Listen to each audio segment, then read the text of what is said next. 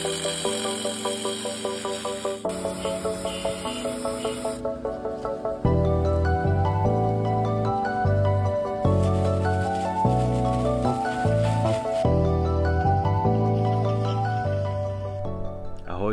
vítaj v ďalšej záhradke. V tomto prípade sa jednalo o udržiavanú záhradku, ktorá má všetko, čo záhradka má mať: udržiavaný trávnik, jazierko, výsadbu, stromy. Tu zostávala plocha približne 100 m štvorcových, na ktorej rástla len divoká tráva. Zadanie od zákazničky bolo jednoduché: urobiť s tým priestorom niečo, čo si nebude vyžadovať extra starostlivosť. Navrhol som preto trvalkový záhon, ktorý kombinuje rastliny, ktorým sa darí v tieni, s rastlinami, ktoré môžu byť na slnku. V oboch prípadoch sa jedná o výsadbu, ktorá nevyžaduje pravidelnú zálievku. To znamená, nebude práca s polievaním.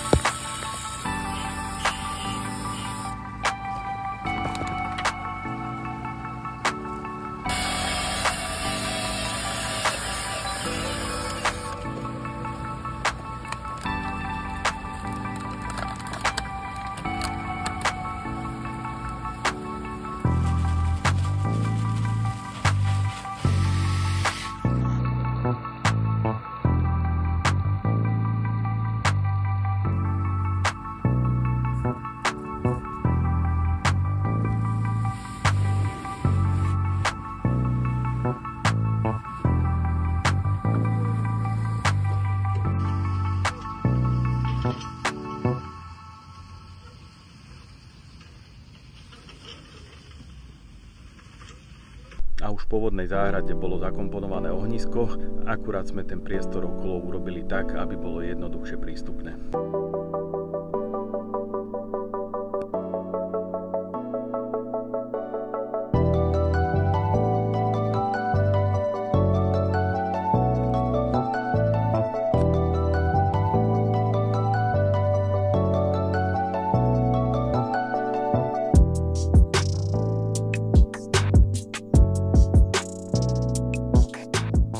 Chcem vám ukázať ešte jeden pekný detail, a tým je táto kopa za mnou.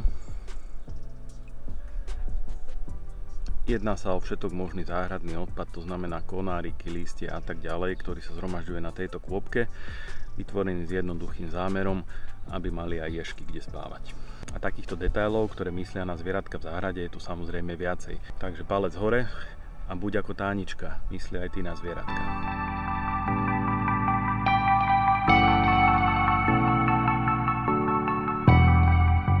Ak vás zaujímajú konkrétne rastliny, ktoré sme vysádzali, kľudne napíšte do komentára, rád vám pošlem zoznam. Ďakujem, že ste si video pozreli a vidíme sa opäť na budúce. Ahoj.